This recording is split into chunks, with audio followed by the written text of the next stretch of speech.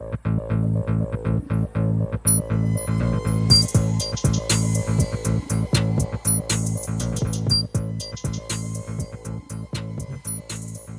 hello and welcome to this week's episode of Drifting Through Smoke. I am Cultural Drifter. And that would make me SMoKinGFoXSaYS. Alright, so this week, we decided to do a movie, and we decided on Inception. A little older, but we figured that'd be good, and that way we don't have to walk you through step by step. You should have seen this already. If you haven't by now, I'm gonna punch Fucking check it out. Yeah, I'm gonna punch you in the throat, because it's 2011 it came out? 2010. 2010. 2010. It has been 7 years. It Yeah. is, I'm just gonna fucking say it. Okay. I don't think those kids are real. I don't. I think that he is, it makes me question. Because he implanted, another one for Inception, these ideas, your world is not real, into his wife's head and to Mr. Miyagi. That's not his name, and I'm sorry, that sounded racist. It's Saito. Saito. Now, first off, just to put that out there on the record, that make sure everyone's on the same page here, that when we're talking about Inception, we're talking about the concept of planting the seed of the thought into somebody else's brain. Idea, yes. Correct. Into somebody else's brain. The premise of this movie is Leonardo DiCaprio, implants his wife with an idea that the world is not real because supposedly they're in the subconscious place and that's the only way to get her out of it. Okay? And then later in the movie, he says the same thing to get the old Asian dude out of that same place. Now, here's my thing. To what degree can you incept somebody, implant an idea, and somewhat begin to believe it yourself, even on a subconscious level? Which means, like, when his implantation was, your world is not real.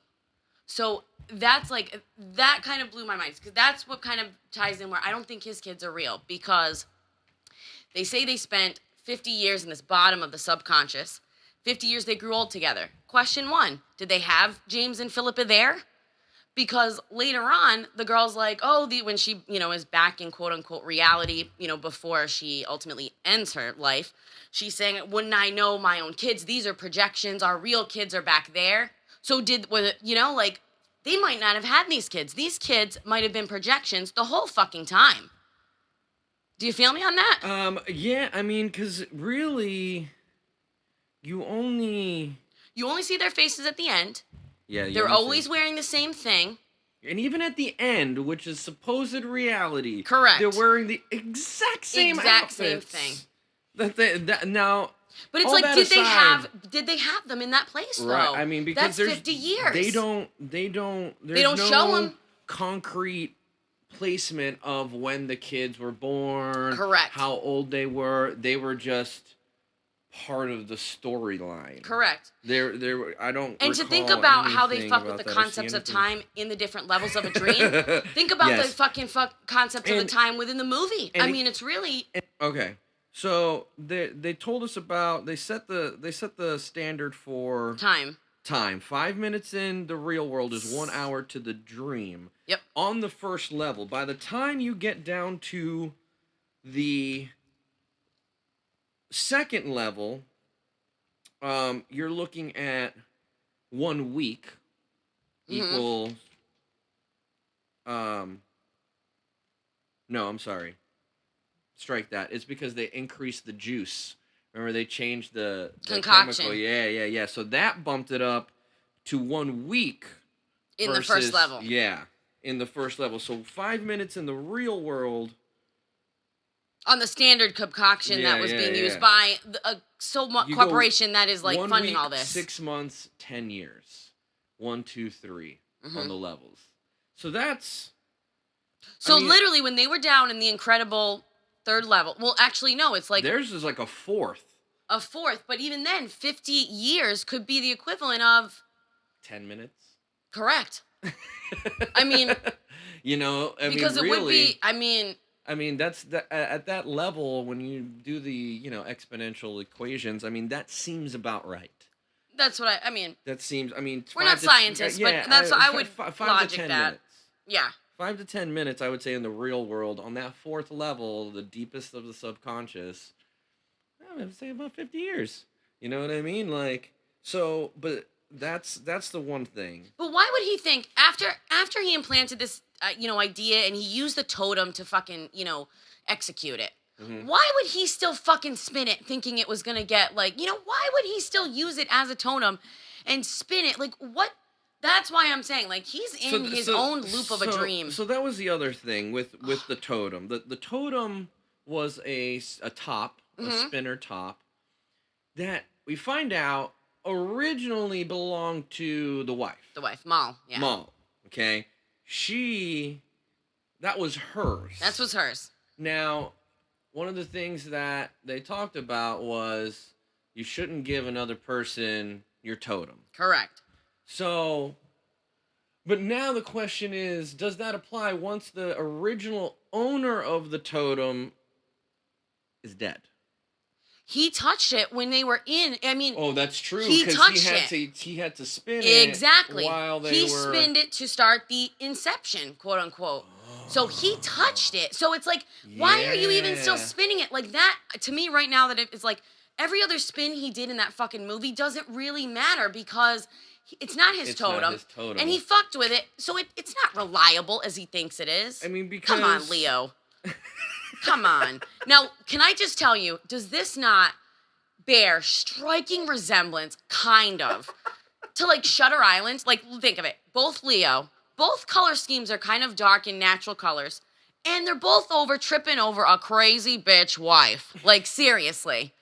Like that, I mean. I only watched Shutter Island once, so I can't. Oh, we'll have to watch that again, and we'll come back around to that. Make a note because I'm pretty sure once you see that, like, Leo always be having some kind of psycho trip over these crazy bitches and having flashbacks.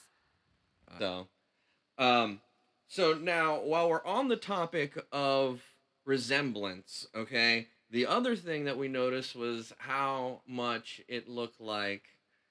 he used a lot of the same actors that were in his Batman films. Yeah. The Sato was the fake Ra's al Ghul in the first one. Mm-hmm. The Fisher was the Scarecrow in the first one. Loved it. Michael Caine was in all three Batmans as well as this one. The size Michael Caine. of a tangerine. Joseph Gordon-Levitt. JGL. Yes, was a supposed Robin character. He was someone named Robin. Correct. Tom Hardy was Bane. And I had forgotten Tom Hardy even friggin' starred in that movie. I mean, we watched it. I mean, I was like, what the fuck, Tom Hardy? As soon as he popped on screen, we were like, because there was a couple people that we were like, but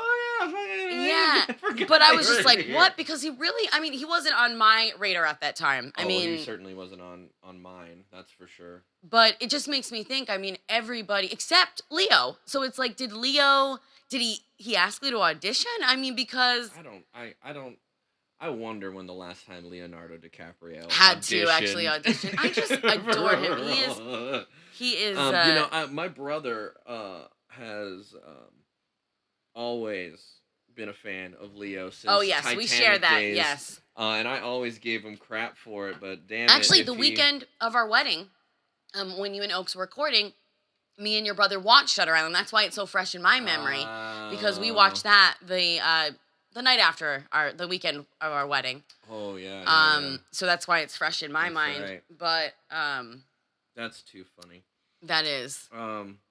So back to Inception here. So one of my favorite quotes. Yes. Pain is in the mind. Pain is in the mind. Pain is in the mind. That's exactly what it was, because that's what they were talking about. That was near the beginning. Yes. That was near the beginning when Mal shot Joseph Gordon-Levitt in the leg. Right? Yes. He was like, pain's in the mind, and pop! And yes. Like, ah! That was a good quote. There was a few quotes throughout the movie that kind of stuck with you. Now, I wrote this down, which is interesting because we were talking about the kids. Is when the kids get on the phone, right? Like they have a voice, and first off, it's grandma on the phone, but we never see grandma. Yep. And then all the kids, really, it starts off with, where are you? And then, is mommy with you? That's the next thing that they ask. And he says, mommy's not here anymore, and then they just get because hung these are up projections, on. Right? Like, there's because no buy, if he's wanted for killing his fucking wife, you don't think they tap his mother's phone? And actually, you don't hear the grandmother, because she's like, put grandma on the phone, and the kid goes, she's saying no. You don't ever hear the grandmother. Yeah. Except kind of like in the flashback, it's like, Philippa James. And that's like when the one he regrets he doesn't look at their face. Maybe. Yeah. Maybe. Unless that's somebody else. Who knows? Where was... I just wrote... Quotes. Yeah, I know there's a couple of good ones in here.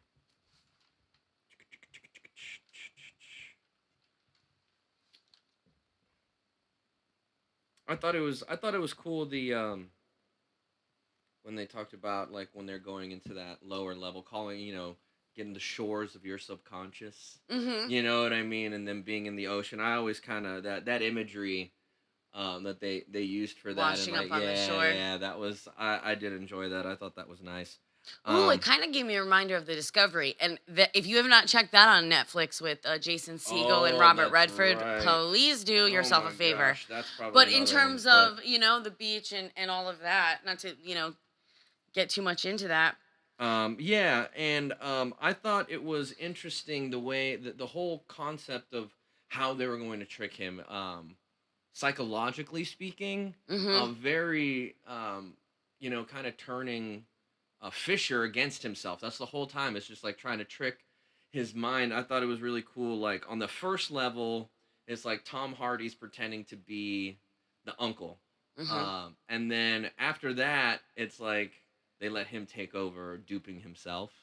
It's just like planting that initial seed and then letting... to think of it, it's like that happens like every day. That's like, you know what I'm saying? Like the thought of Inception.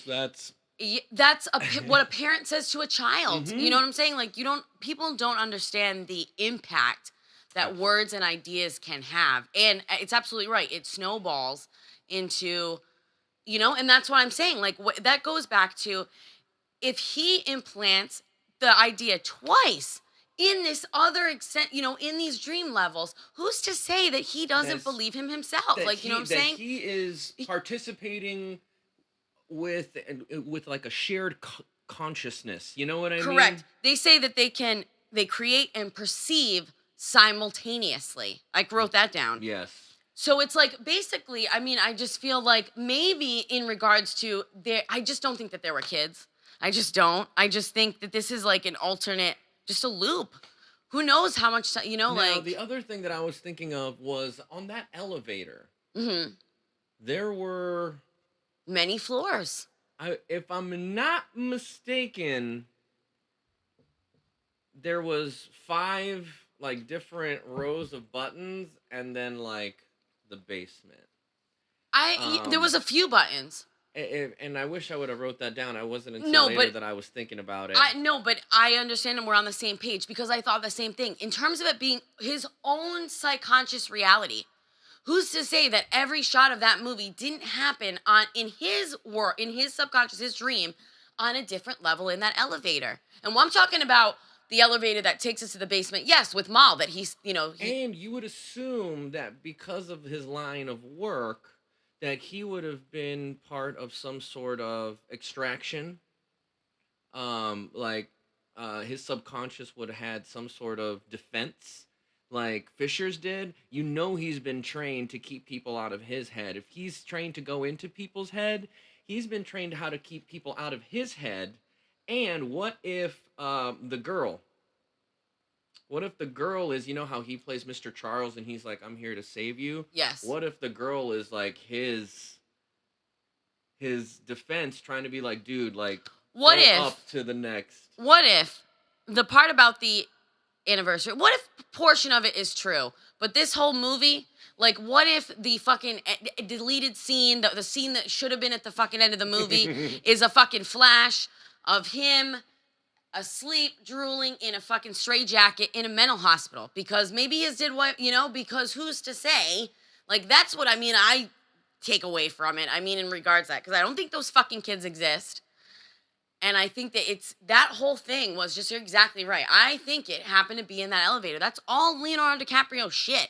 How could you? I can't trust that totem from what I picked up today. The totem is unreliable. That, just, who gives a fuck if he tells the totem? That's just a total red herring to throw you off of, is it reality, is it not? That's what Yeah, and now there was a point with the totem as well.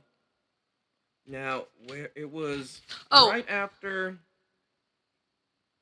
Now, hold on. Before Ellen Page, she makes a pawn totem, right? Yeah. Okay, so I understand the top. Yeah, but I understand the top. It's okay, if it spins forever, you're in a dream. If it topples it over, what the hell? What, you top it and it doesn't go down? I don't understand how that totem. She just knocks it. If it stays down, she's in reality. If she doesn't. Yeah, I'm not sure. What does she do to hers? What's her thing? And I guess, I really don't even know how Joseph Gordon-Levitt's worked. Exactly, because they're probably not real people. They're probably just projections of maybe real people and stuff like that. But who's not to say that all of that wasn't just in his mind, and he's dealing with his wife killed himself or whatever the fuck. That's true. Yeah, that's another supporting thought for that theory. Because the other thing is that even if part of this movie was real. Yeah. Even if part of it was. Yeah, that they were, And let's say that the totem does play a part in deciding whether or not reality is there. Once we get to the point where they're gathering their team. They just got Tom Hardy on board, right? The chemist uses they get the chemist. Hardy tells them about the chemist. The chemist shows them the underground layer where the people are hanging out.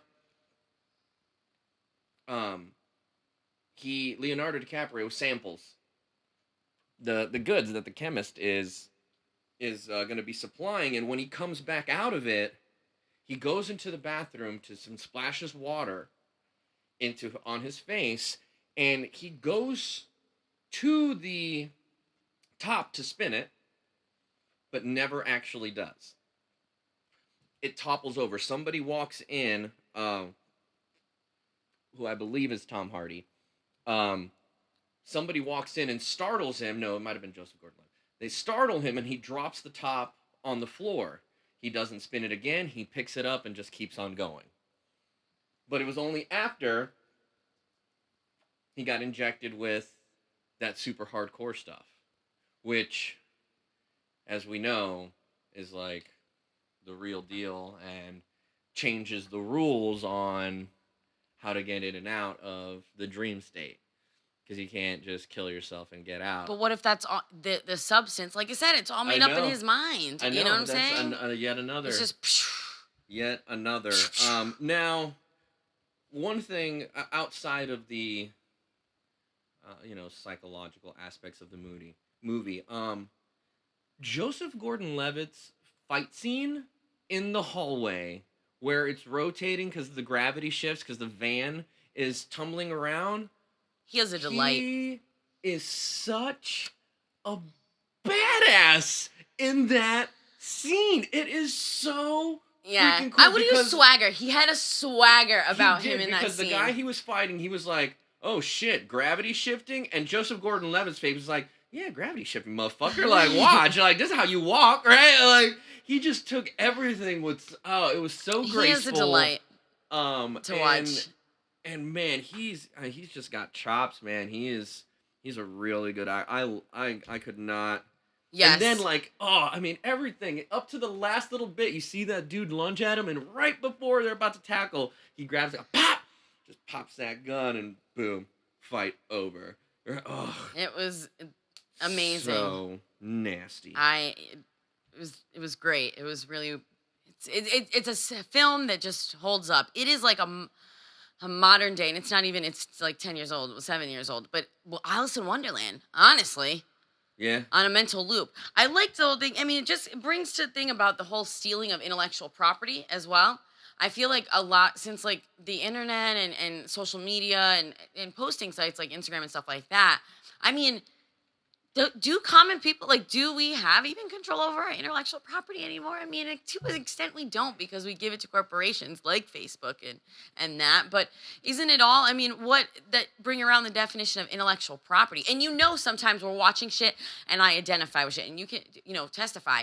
I will say, Joe, they fucking came into my head and stealed that shit because sometimes it does feel like that. So like, is it I will sound a little bit crazy on that, but now. If you really want to go into the depths of craziness with that thought, there's a theory that once a thought is put out into the universe, the more people that think that same thought, the more receptive that other people are to it. There was a study done where they gave people a crossword puzzle every single day. That no one had seen before. It was brand new puzzles, and they timed how long it would take them to solve the puzzle on average. Then, without telling them, they gave them a crossword puzzle that had been released in the New York Times the day before. And their times were drastically reduced. Drastically, thus giving credence to the thought that if those answers are put out there by that many people the day before, because the New York Times is a pretty big that's more of a collective consciousness, right? Or collective subconscious, right? And so that also lends credence to like when you see a scientific discovery, like some big scientific breakthrough, and it happens in Norway, and then the information has not been shared, right? They're still celebrating the fact that they even did this. Then all of a sudden in Brazil, the same discovery is made. No one shared any information, and then all of a sudden Australia. Somebody else makes the exact, and then boop, boop, boop. All of a sudden, all over the place, people are making the exact same discovery. No information has been shared, but the thought is, the theory is, if once that information gets put out into the universe, people are more, and the more people that think that thought, the more able. I think that goes in regards to a little bit into the book, The Prophecy. And I'm maybe not The Prophecy. It's the one about the truths about Peru. I don't know. But I do believe in terms of that was more. I was thinking you were going a different way with that, but because of a different thing. But I definitely believe what you put out in the universe, you bring back. I had not thought about it on a social consciousness level as you just described. But when you're talking about intellectual property, it's like you think people have gone into your head. It's like, well, you thought it, so now it's out there. So someone else can pick it up. It's all the blanket, just like the Huckabee said. It's all the blanket. I mean, but like the thing is I have crazy dreams. I love Inception because I have the most crazy vivid dreams. I've written them down, but I can remember them. And I did, and I've told you about this. I had a distinct dream where, I'm not going to go into the whole dream, but Bruce Willis was in it. And I actually ended up killing him because he was the bad guy, and it relieved me right before I shot him in the dream. I was like, what? Bruce Willis the bad guy? But it was him or me, and I had to shoot him. To me. And I always wondered, waking up, it's like, did Bruce Willis that same night have a dream where he was wearing a Hawaiian shirt and he got shot because he was in the woods trying to, who fucking even knows, But I have not told you something about, in regards to, because putting stuff out in the universe makes me think of regards to like The Secret and shit like that, right? And what you put out, in that type of space, okay? I have a journal a few inches away from us. It's a Star Wars journal. And I was going to, talk about it at the wedding, but I just didn't. But actually on July 15th, 2015, I asked for you in the universe. I asked for a soulmate that was going to be loyal, and I can show you the pages right now because that's weird. Yeah. Give me a second. I mean, in regards to, give me let me just go to the date.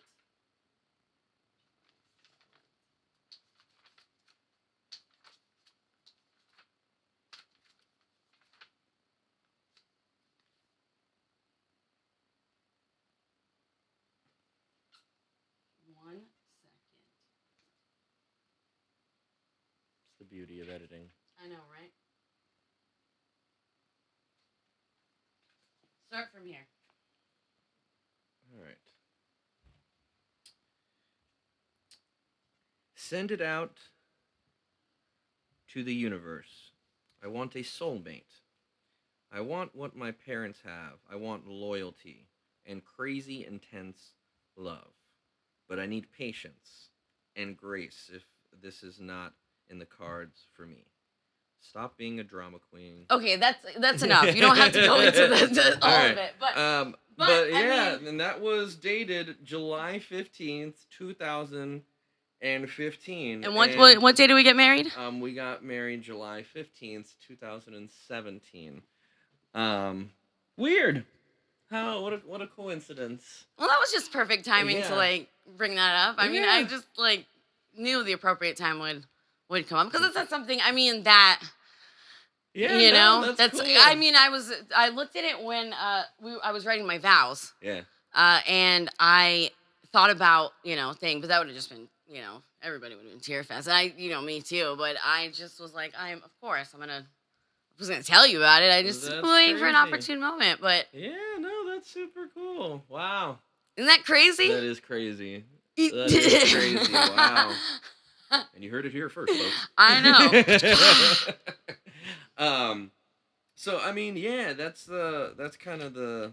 But I mean, to bring it back, I mean, regards, I had not thought about it on a social conscious level in regards to. You know me, I like the big picture. The power of, I don't know, meditation and subconscious thought. It is something to think about. Now, on a lighter note. Our wedding was light. It's like we were going through depressing shit. To get back to Inception. Yeah, to get back to Inception. One of the quotes that I wrote down because I finally found one. That just made me smile. Was when Joseph Gordon-Levitt was shooting the gun at like the oil friggin' or the transistors and stuff like that. And Tom Hardy comes up and he goes, "Don't be afraid to dream a bit bigger, darling," and busts out the freaking grenade launcher and doosh. So do you think he just imagined in that warehouse? He just imagined that bigger gun? If I'm not mistaken, well, whose dream? I don't know. We never see them really pick out supplies or guns. It's just I know. Well, he's got the one. Well, he's the he's the thief and the forger. He's not even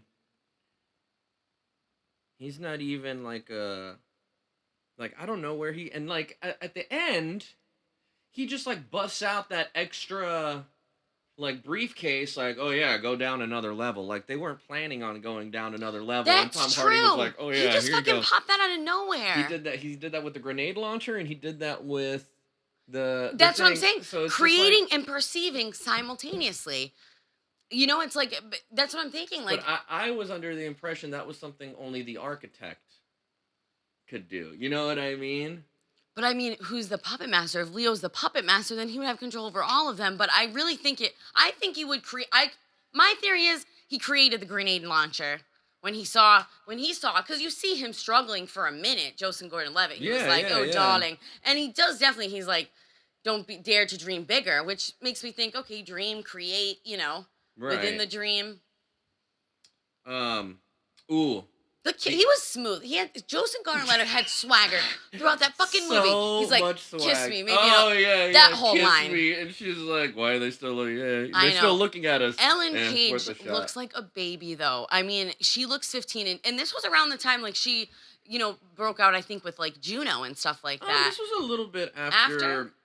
I can't believe that she's, coming back in that movie Flatliners. I have not seen previews or heard anything about it, but they're redoing Flatliners, and she's gonna be in it. That's I'm excited about that. Juno came out in 2007.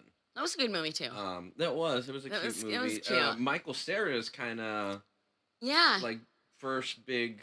I think that's what put him in the public eye was that Juno. No, Arrested Development. But in terms of movies, was that before or after Superbad? We'll go on as Michael started time. Was not widely I mean, like I that's a came into very it late. there's a very I came into particular it late, so I was type of already in the cult comedy. comment, the cult Yeah, classic at of first it. it wasn't. Rip, Arrested That's Development why it got peeps. canceled, and then Netflix picked it back up.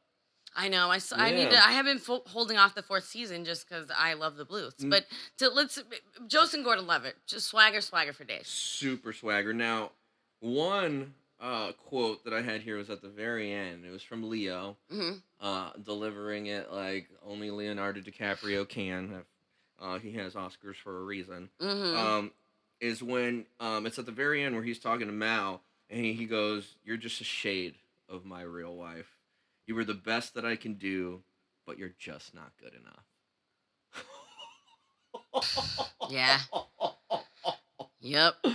Oh my gosh, that was like just and mic drop. That was. And maybe it's like the internal struggle of Leo's character to let it go, and then as he is able to let go, he's moved on to the next sequence of dream existential plane, which is him getting to enjoy his children. That's exactly what he said. He already told his wife, we had our time. Yeah.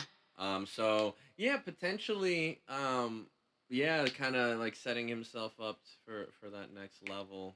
Yeah. To spend that time with his kids. Yeah. Like on a, like that for all that was like the level of him dealing with his wife and the tragedy, and now it's going to be like, he's going to enjoy that's really what the movie is about.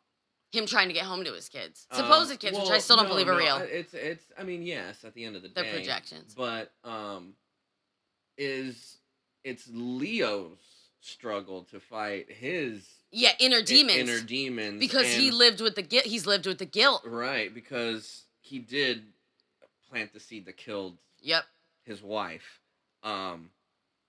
And so it's just like, maybe, this was the story of him coming to terms with that. Yeah. But there's still a whole another layer of inceptions. That was just the one inception that he fixed. Exactly. The one demon he overcame. Right. Yeah. Otherwise, how many more inceptions are there to fix? Exactly.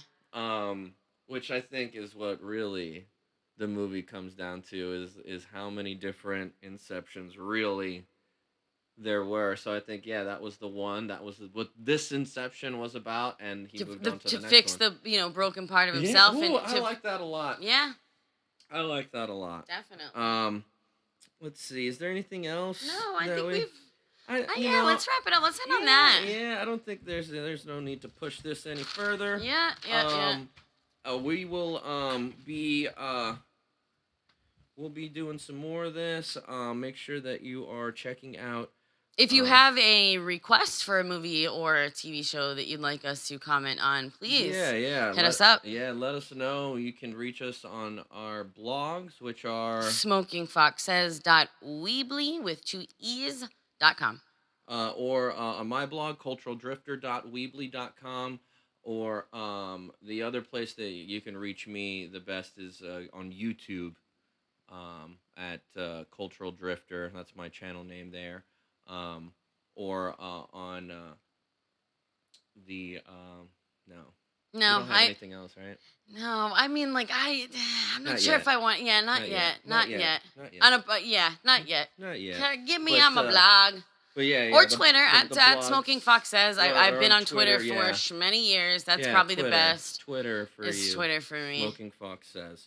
And hit us up with any requests that you have or anything else that you may want to hear from us. With that, I think that's going to end drifting through smoke. I am Cultural Drifter. And I am SmokingFoxSays. Keep on drifting.